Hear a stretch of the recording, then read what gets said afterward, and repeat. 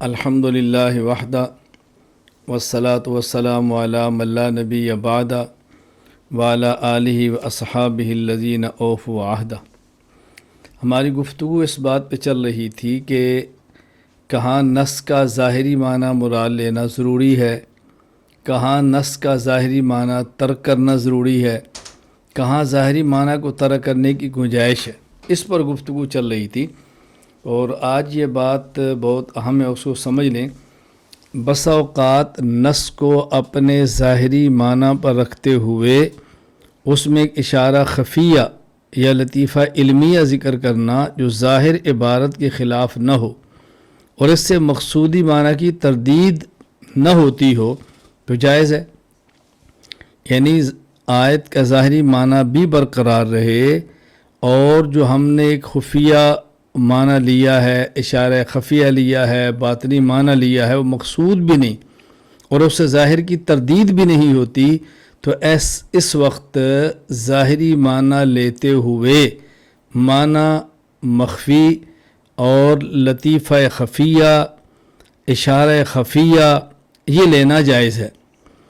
علامہ سعد الدین مسعود بن عمر بن عبداللہ تفتازانی رحمہ اللہ وفات 792 ہجری شرح العقائد النسویہ میں فرماتے ہیں وَأَمَّا مَا ذَهَبَ إِلَيْهِ بَعْضُ الْمُحَقِّقِينَ مِنْ أَنَّ النُّصُوصَ مَصْرُوفَةٌ عَلَى ظَوَاهِرِهَا وَمَا ذَلِكَ فِي إِشَارَاتٌ خَفِيَّةٌ إِلَى دَقَائِقَ تَنْكَشِفُ عَلَى أَرْبَابِ السُّلُوكِ يمكن التطبيق بينهما وبين الظواهر المرادة فمن كمال الإيمان محض العرفان۔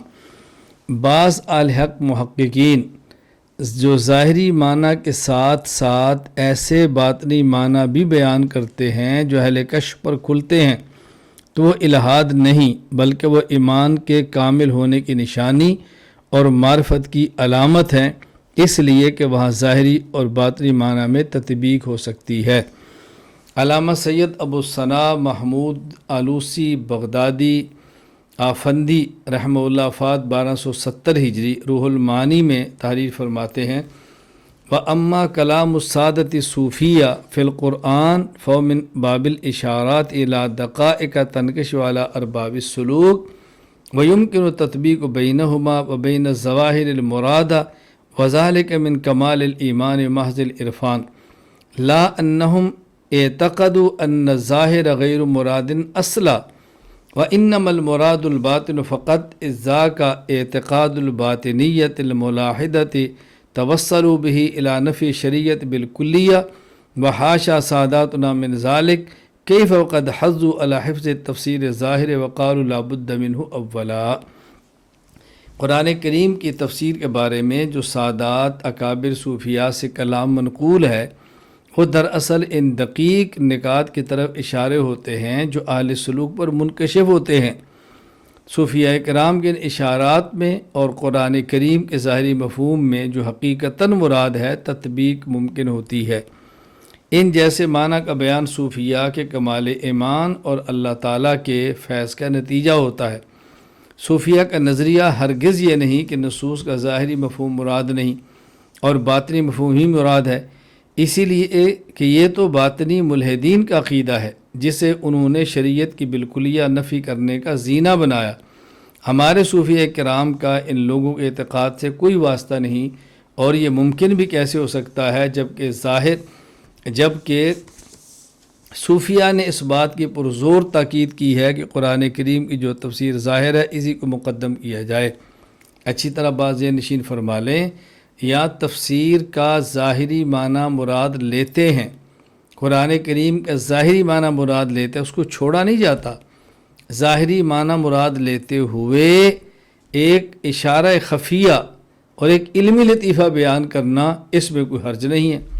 اس کی مثال روح المعانی قرآن کریم کی آیت الزانیۃ والزانی فاجلدوا کل واحد منہما مئۃ الجلدہ ولا تأخذكم بهما رأفة في دين الله إن كنتم تؤمنون بالله واليوم الآخر وليشهد عذابهما طائفة من المؤمنین کے تحت نقطہ بیان فرمایا ہے۔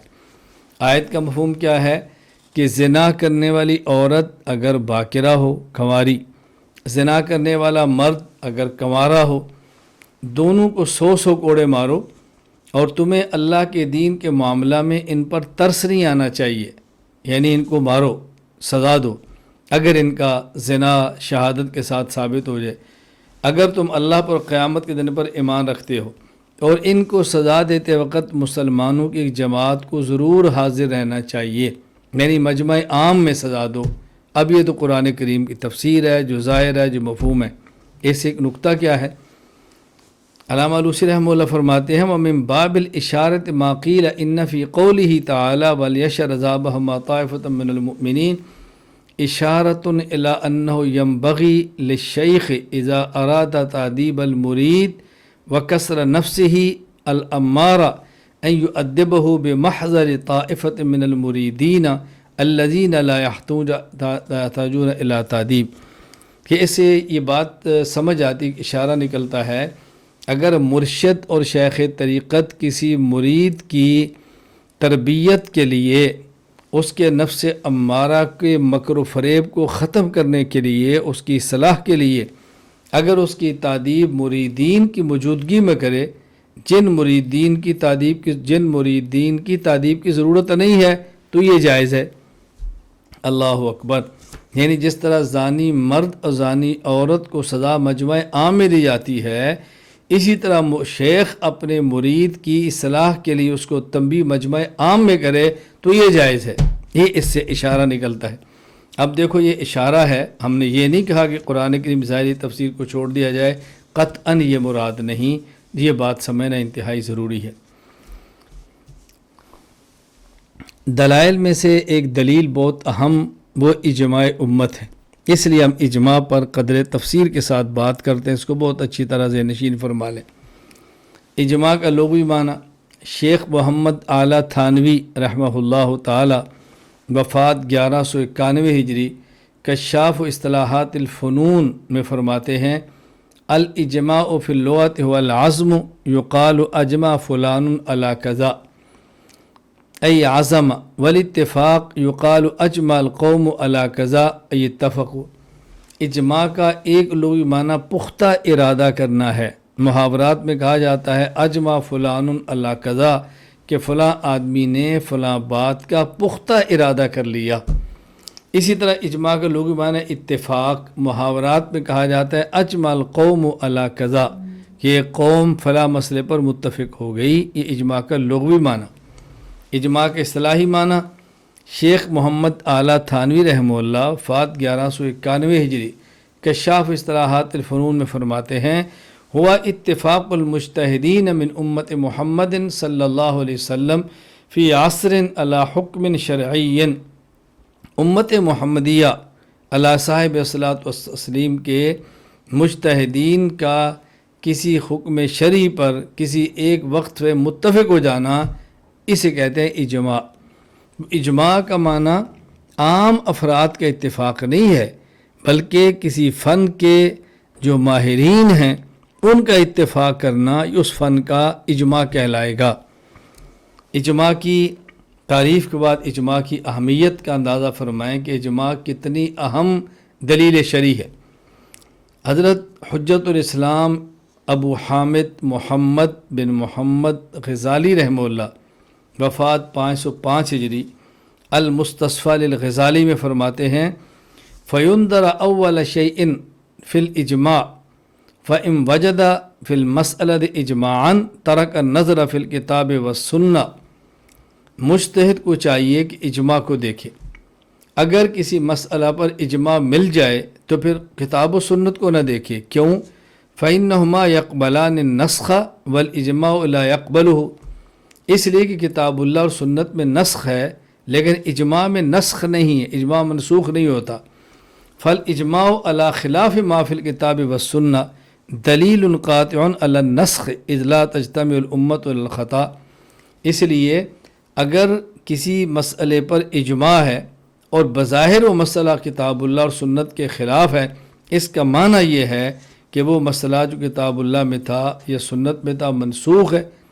اس کی وجہ کہ امت کبھی بھی گمراہی پر جمع نہیں ہوگی، یعنی امت کے مجتہدین کبھی بھی گمراہی پر جمع نہیں ہوگے۔ تو کسی مسئلے پر اجماع ہو جانا جو مسئلہ بظاہر قرآن کریم سنت کے خلاف ہو، اس بات کی قطعی دلیل ہے کہ یہ مسئلہ جو قرآن کریم کے اندر ہے یہ منسوخ ہے۔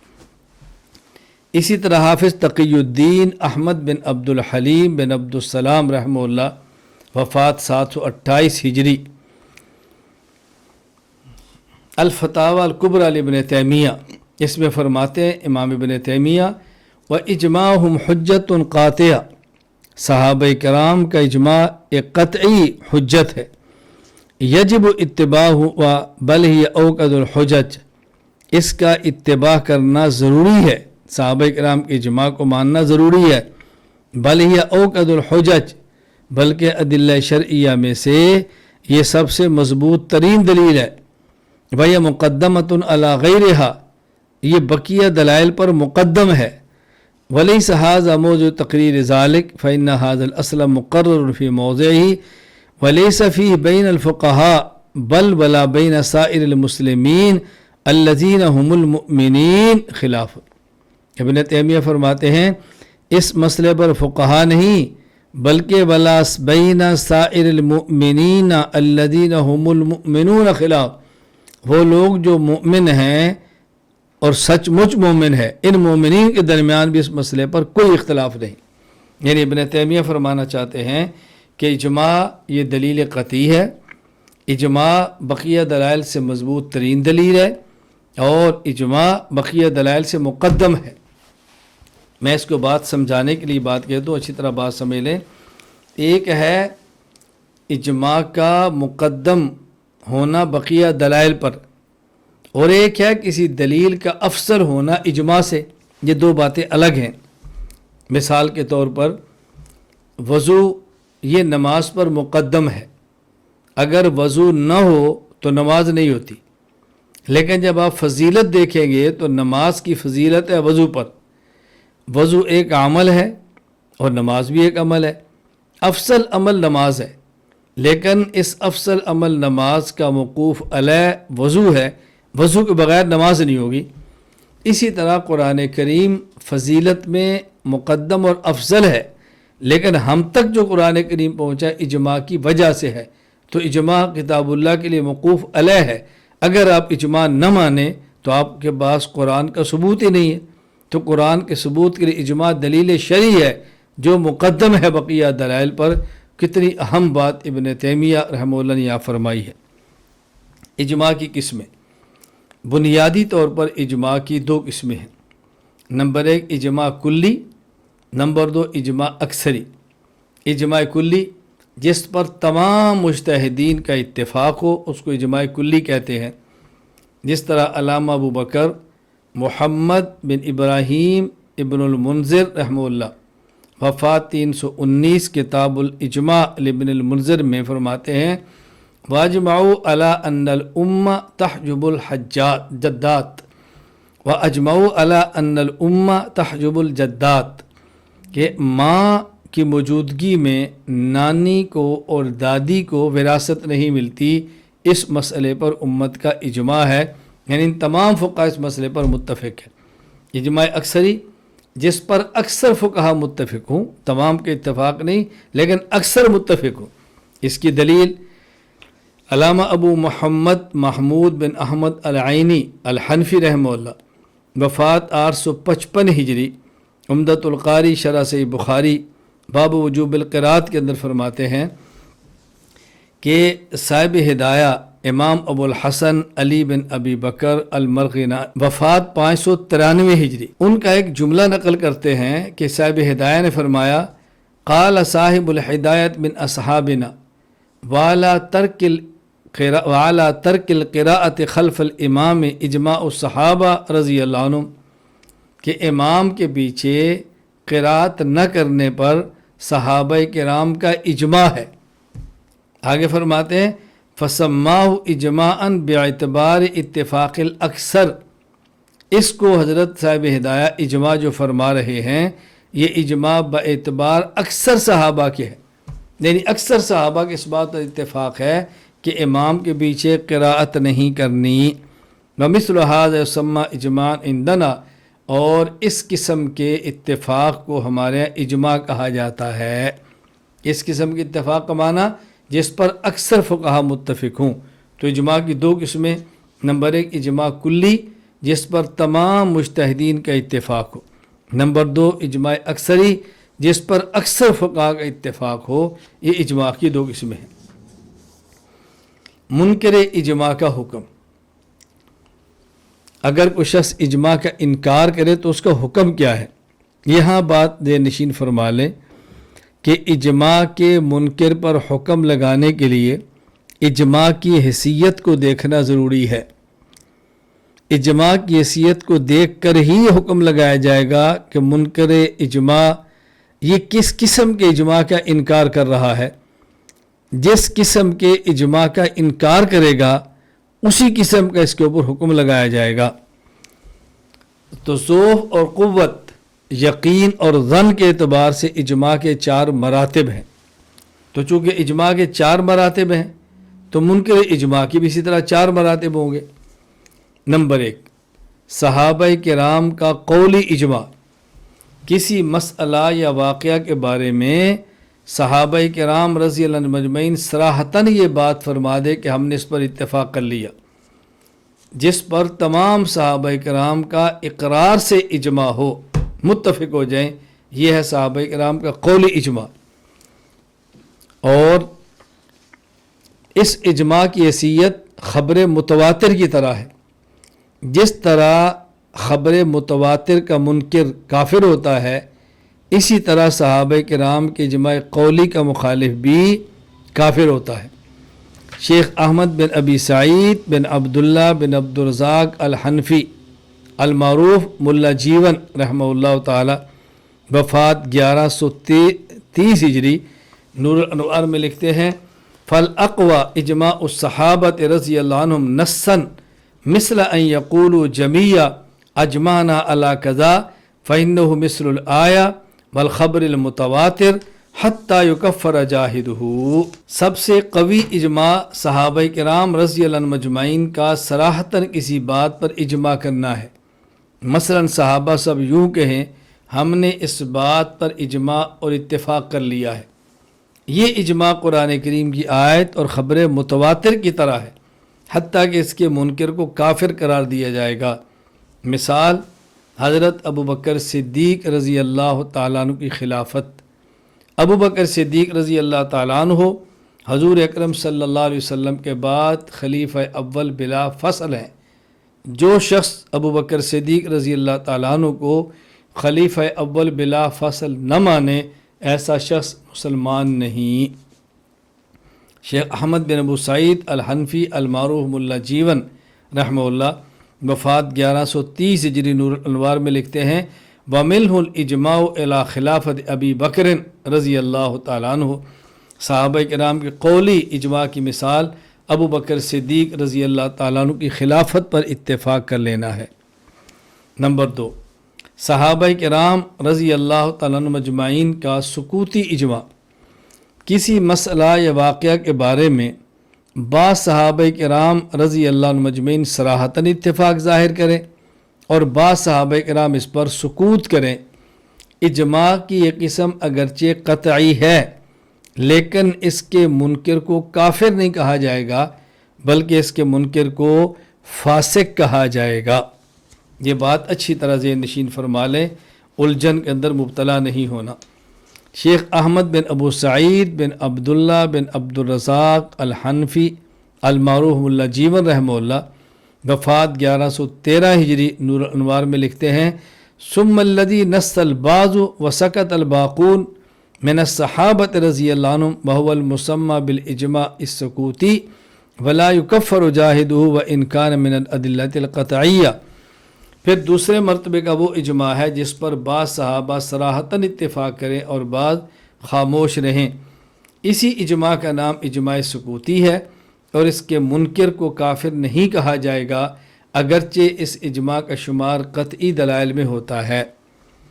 اس کی مثال صحابہ کرام رضی اللہ تعالیٰ مجمعین نے رسول اکرم صلی اللہ علیہ وسلم کی وفات مبارکہ کے بعد مانعین زکوٰۃ کے قتال پر اتفاق کیا۔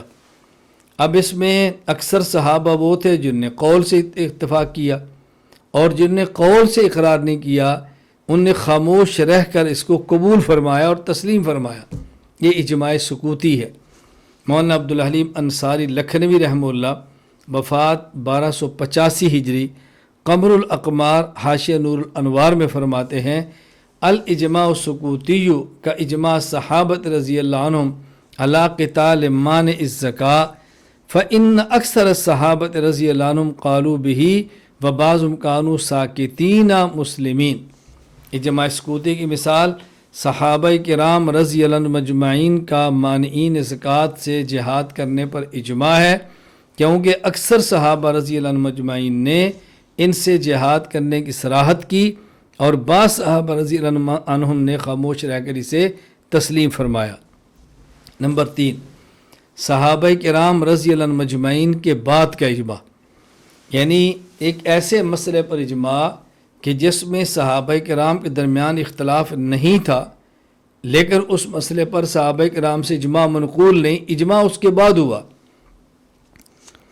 یہ ایسی ہے جیسے خبر مشہور کی طرح ہے، اس سے علم یقینی کا فائدہ نہیں ہوگا، اطمینان قلب کا فائدہ ہوگا، اور اس کے منکر کو بھی کافر نہیں کہیں گے بلکہ اس کے منکر کو بھی فاسق کہا جائے گا۔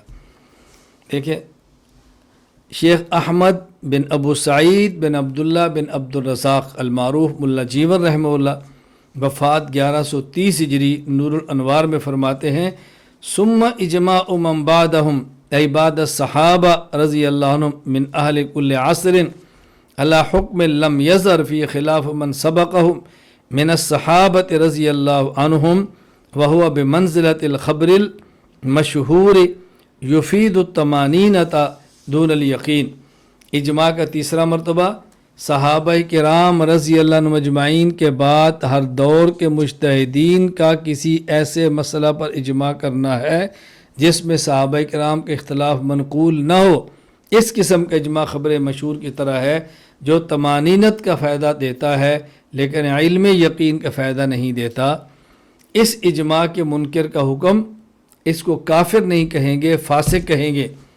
چنانچہ علامہ کمال الدین محمد بن عبد الواحد بن عبد الحمید سکندری المعروف ابن الحمام رحمہ اللہ وفات 861 ہجری، تحریر الاصول ابن الحمام باب فی الاجماع فرماتے ہیں وَأَمَّا مُنْكِرُ اجماع من بعدهم ای الصحابۃ رضی اللہ عنہم بلا سبق خلاف فیضلل ویخطأ من غیر اکفار کالخبر المشہور ای کمنکرہ۔ صحابہ کرام رضی اللہ عنہ مجمعین کے بعد کسی غیر اختلافی مسئلہ پر منعقد ہونے والے اجماع کے منکر کو گمراہ اور خطا کار قرار دیا جائے گا لیکن کافر قرار نہیں دیا جائے گا، جس طرح خبر مشہور کے منکر کا حکم ہوتا ہے۔ اس کی مثال دیکھیں، ایک ہے نماز کے اندر قہقہ، ایک ہے نماز کے اندر ہنسنا۔ اگر کوئی شخص نماز کے اندر قہقہ لگائے اور نماز رکوع اور سجدے والی ہو، نماز بھی ٹوٹ گئی، وضو بھی ٹوٹ گیا۔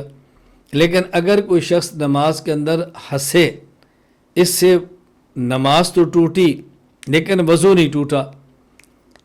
اچھا، اب بات سمجھے، اگر کوئی شخص ہنستا ہے لیکن نماز کے اندر نہیں بلکہ نماز کے باہر ہنس رہا ہے، اب اس بات اور امت کا اجماع ہے کہ نماز کے علاوہ ویسے ہنسنا نہ تو اسے طہارت ختم ہوتی ہے، نہ اسے وضو کا کرنا ضروری ہوتا ہے، یہ موجب وضو بھی نہیں۔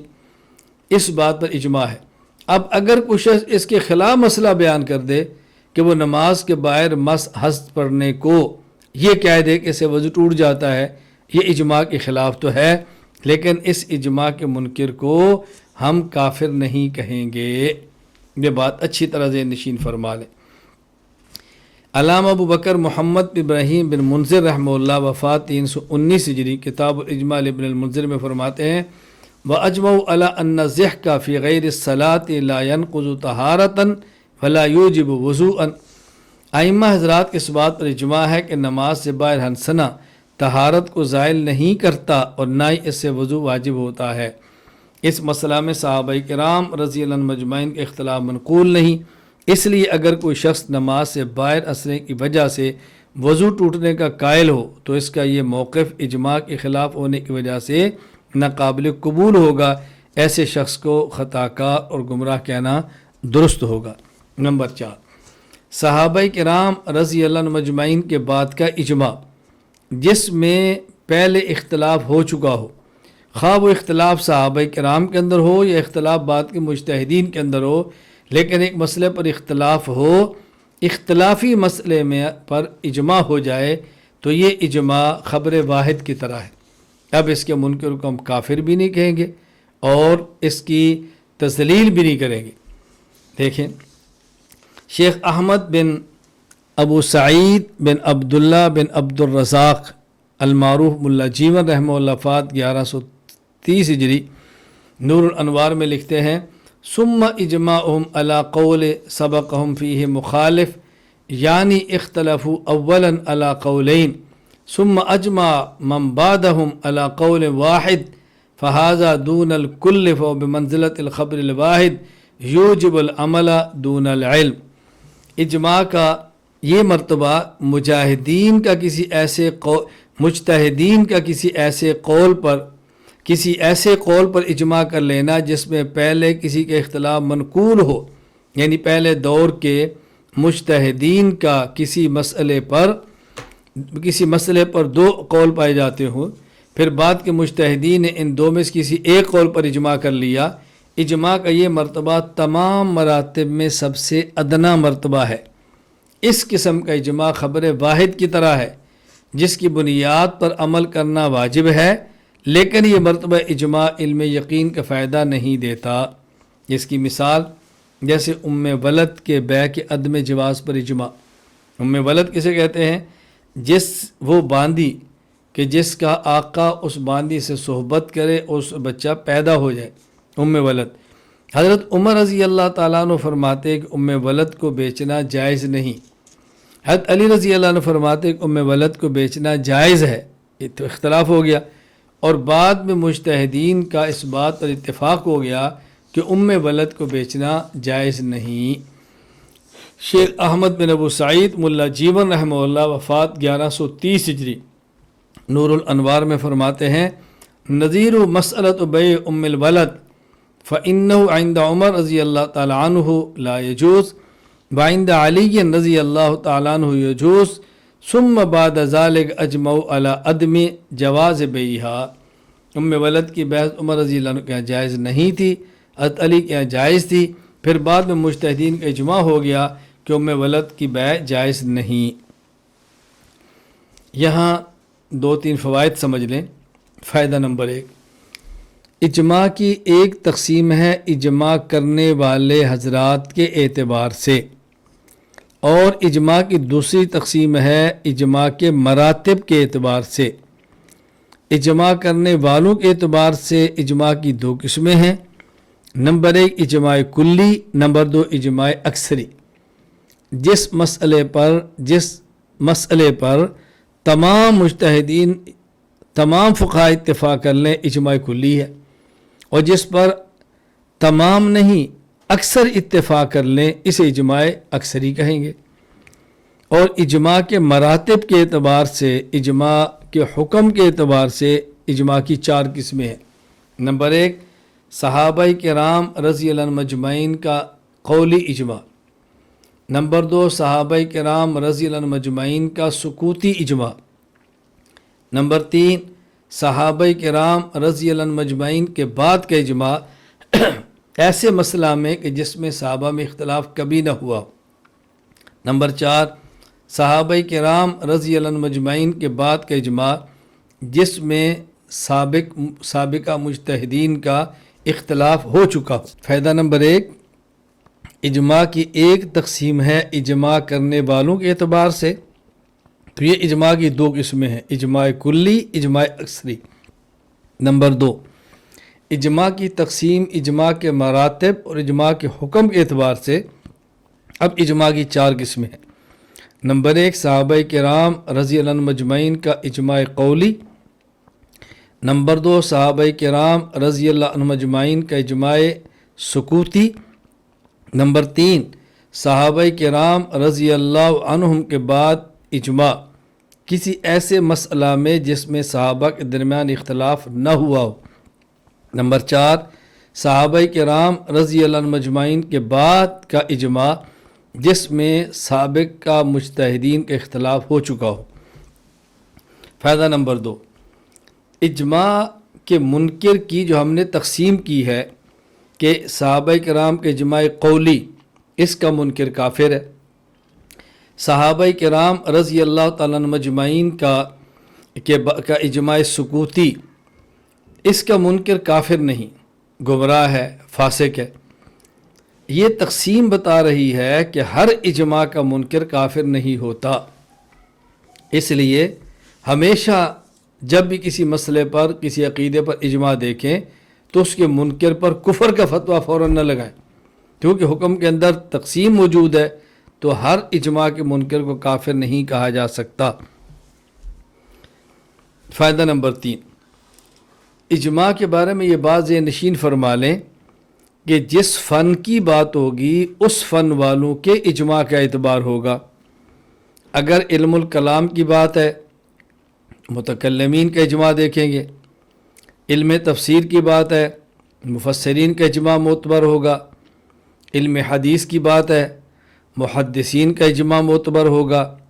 علم تاریخ کی بات ہے مؤرخین کا اجماع معتبر ہوگا. علم تصوف کی بات ہے تو صوفیہ اور مشائخ طریقت کا اجماع معتبر ہوگا. فقہ کی بات ہے تو فقہ کے اجماع کا اعتبار ہوگا. تو جس فن کا مسئلہ ہوگا اسی فن کے ماہرین کے اجماع کا اعتبار کیا جائے گا. مشہور اصولی امام ابراہیم بن اسحاق الشاشی رحمہ اللہ وفات 325 ہجری فرماتے ہیں والمعتبر فی ھذا الباب اجماع اہل الرأی بالاجتہاد فلا يعتبر بقول العوام والمتکلم والمحدث الذي لا بصیرۃ له فی اصول الفقہ. اصول الشاشی فقی مسائل میں مجتہدین اہل الرائے حضرات کا اجماع معتبر ہے. عوام متکلمین اور وہ حضرات جو محض محدث ہیں فقی نہیں تو فقہی مسائل میں ان کی رائے کا اعتبار نہیں. اول منکر اجماع کون ہوا ہے؟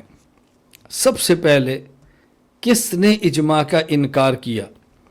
قرآن کریم کی تلاوت کرنے سے پتہ چلتا ہے کہ اس دنیا میں سب سے پہلا منکر اجماع وہ ابلیس ہے. سورہ صاد آیت نمبر 74-75 فسجد الملائکۃ کلہم اجمعون الا ابلیس.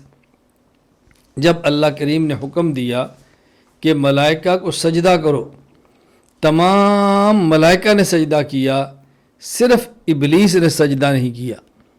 تو اس دنیا میں سب سے اول منکر اجماع وہ ابلیس ہے. منکر اجماع کی سزا، جو شخص اجماع کا انکار کرتا ہے اس کو ایک سزا دنیا میں ملتی ہے اور ایک سزا آخرت میں ملتی ہے. دنیا میں سزا وہ ہدایت سے محروم ہوتا ہے، آخرت کی سزا وہ جنت سے محروم ہوتا ہے. سورۃ النساء آیت نمبر 115 وَمَن يُشَاقِقِ الرَّسُولَ مِن بَعْدِ مَا تَبَيَّنَ لَهُ الْهُدَىٰ وَيَتَّبِعْ غَيْرَ سَبِيلِ الْمُؤْمِنِينَ نُوَلِّهِ مَا تَوَلَّىٰ وَنُصْلِهِ جَهَنَّمَ وَسَاءَتْ مَصِيرًا. جو شخص ہدایت واضح ہو جانے کے باوجود رسول کی مخالفت کرے اور ایمان والوں سے ہٹ کر الگ راستہ اختیار کرے تو ہم اس کے اسی کے اختیار کردہ راستے پر چلاتے ہیں. یعنی جس طرح وہ چل پڑا گمراہی کا راستہ، ہم اس کو ادھر ہی چلا دیتے ہیں اور اسے جہنم میں داخل کریں گے جو کہ بہت برا ٹھکانہ ہے. یعنی منکر اجماع کو دنیا میں ہدایت نہیں ملتی اور آخرت میں جنت سے محروم رہتا ہے. اس پر ایک شبہ ہے، اس کو اچھی طرح ذہن نشین فرما لیں. وہ شبہ کیا ہے یہ اس آیت سے معلوم ہوتا ہے کہ منکر اجماع کو ہدایت نہیں ملتی، جبکہ بہت سارے منکرین اجماع ہم نے دیکھے ہیں کہ ان کو ہدایت ملتی ہے، وہ ہدایت پر آ جاتے ہیں۔ رسول اکرم صلی اللہ علیہ وسلم قبر اطہر میں زندہ ہیں، اس پر اجماع ہے۔ ہم نے کئی حضرات کو دیکھا جو اس اجماعی مسئلہ کے منکر تھے اور بعد میں توبہ کی، مماتیت سے نکل آئے، حیات النبی صلی اللہ علیہ وسلم کے قائل ہو گئے۔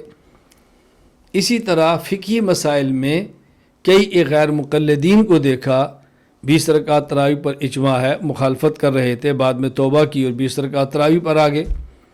تو کئی ایک لوگ دیکھے جو منکرین اجماع ہیں اور ان کو ہدایت کی توفیق ملی ہے۔ تو قرآن اگر یہ بات کہہ رہا ہے کہ منکر اجماع کو ہدایت نہیں ملتی تو مشاہدت اس کے بالکل خلاف ہے۔ جواب اچھی طرح ذہن نشین فرما لیں، منکر اجماع دو قسم کے ہیں۔ ایک منکر اجماع وہ ہے کہ جو انکار تو کرتا ہے لیکن دلیل کی بنیاد پہ کرتا ہے، اس کے بعد دلیل ہوتی ہے، اگرچہ وہ غلط ہوتی ہے، ناقص ہوتی ہے، کمزور ہوتی ہے، لیکن اس کے گمان میں بڑی مضبوط دلیل ہوتی ہے، تو وہ اجماعی مسئلہ، اجماعی عقیدہ کا انکار دلیل کی بنیاد پہ کرتا ہے، ضد اور عجب اور کبر کی بنیاد پہ نہیں کرتا۔ تو جب اس شخص کو اپنی دلیل کا جواب مل جاتا ہے، وہ رجوع کرتا ہے، توبہ کرتا ہے، ہدایت پر آ جاتا ہے۔ اور ایک شخص وہ ہے جو منکر اجماع ہے، دلیل کی بنیاد پہ نہیں، ہٹ درمی، ضد، حسد، بغض کی بنیاد پر ہے۔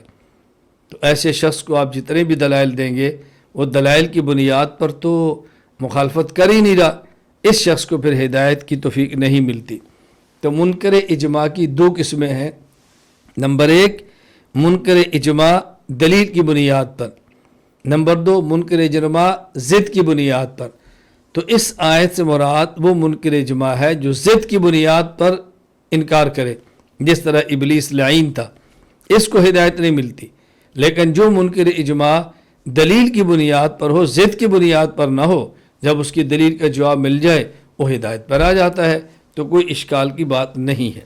اجماع دلیل شرعی ہے، اجماع حجت شرعی ہے۔ اجماع کے حجت شرعی ہونے پر دلیل کیا ہے؟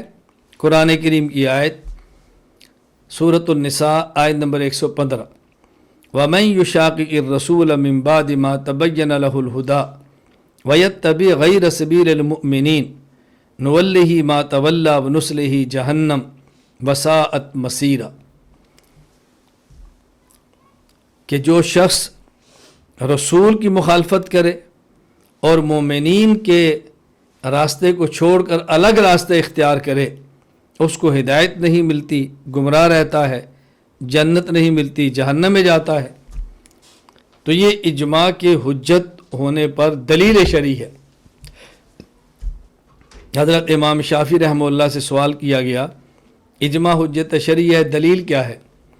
حضرت امام شافعی رحمہ اللہ نے 3 دن میں 6 مرتبہ قرآن کریم کی تلاوت فرمائی، ایک قرآن دن کو، ایک رات کو، ایک دن کو، ایک رات کو، ایک دن کو، ایک رات کو، اور اس کے بعد فرمایا کہ اجماع حجت شرعیہ ہے، اس پر دلیل قرآن کریم کی آیت یہ سورۃ النساء آیت نمبر 115 ہے۔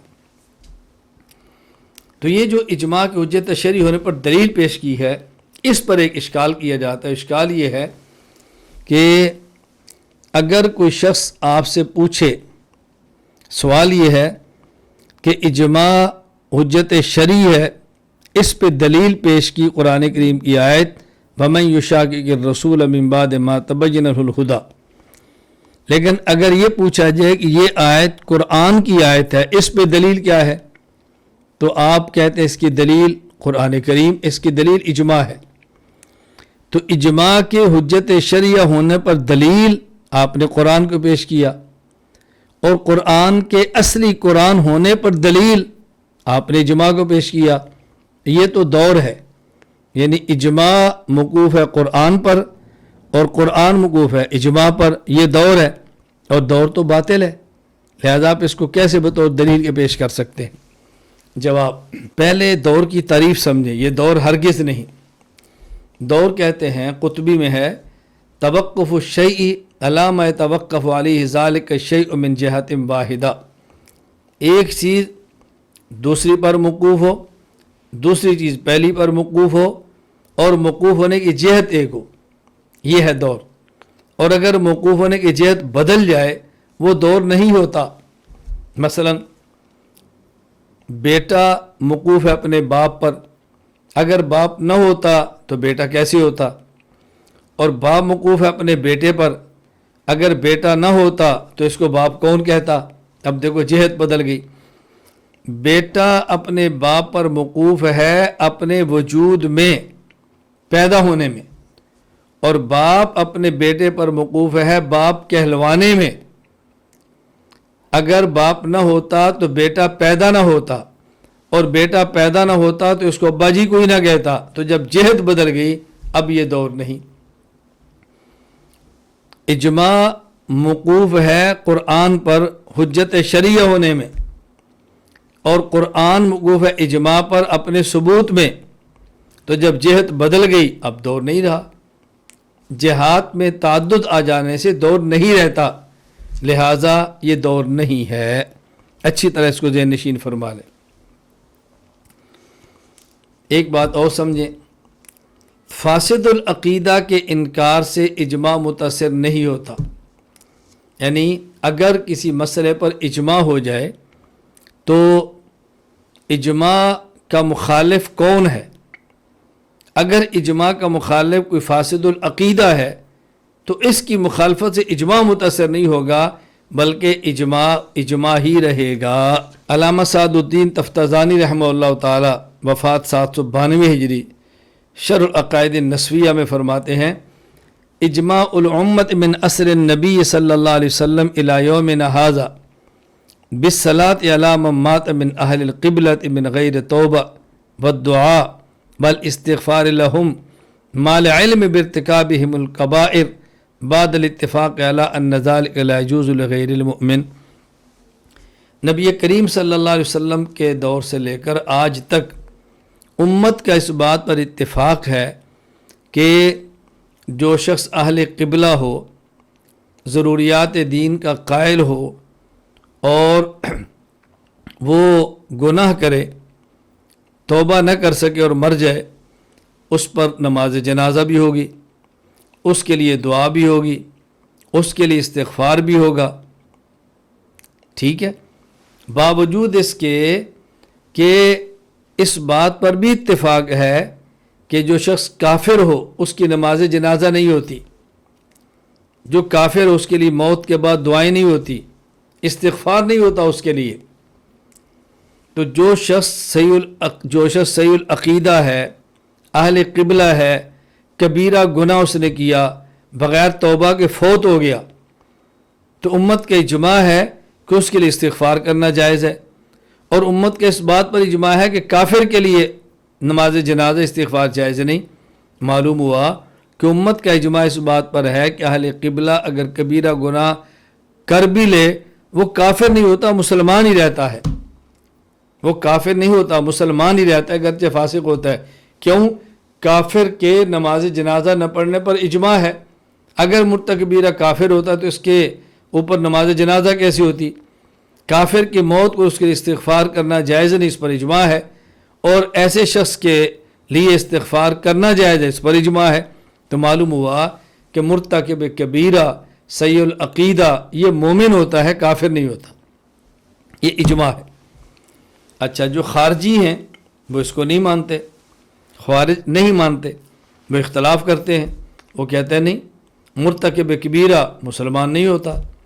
لیکن ان خوارجیوں کا اختلاف اجماع کو نقصان نہیں دیتا، کیونکہ خارجی خود فاسد العقیدہ ہے۔ دیکھو شرح عقائد نسوی فی علامہ تفتازانی فرماتے ہیں، والاجماع المنعقد علی ذلک علی ما مر والخوارج عما نقد علیہ الاجماع فلا اعتداد بہم۔ مرتکب کبیرہ کے کافر نہ ہونے کی ایک دلیل اجماع امت بھی ہے۔ خوارج اس اجماع سے الگ ہیں، مگر ان کا کوئی اعتبار نہیں، اس لیے اب خارجی چونکہ خود فاسد العقیدہ ہیں، وہ اختلاف کر بھی لیں تو ان کے اختلاف کا کوئی اعتبار نہیں ہوگا۔ تو میں نے آپ کی خدمت میں اجماع امت کے حوالے سے کچھ گزارشات پیش کی ہیں، اس کو اچھی طرح ذہن نشین فرما لیں، اچھی طرح ذہن نشین فرما لیں، اس کے اندر الجھن کے اندر مبتلا نہیں ہونا۔ اجماع امت ایک دلیل شرعی ہے، اس کو سمجھنا ضروری ہے۔ اللہ تعالی ہمیں اس کو سمجھنے کی اور سمجھ کر آگے سمجھانے کی، صحیح پڑھنے کی، صحیح پڑھ کر آگے پڑھانے کی اور امت تک پہنچانے کی اللہ تعالی ہمیں توفیق عطا فرمائے۔ وآخر دعوانا ان الحمد للہ رب العالمین۔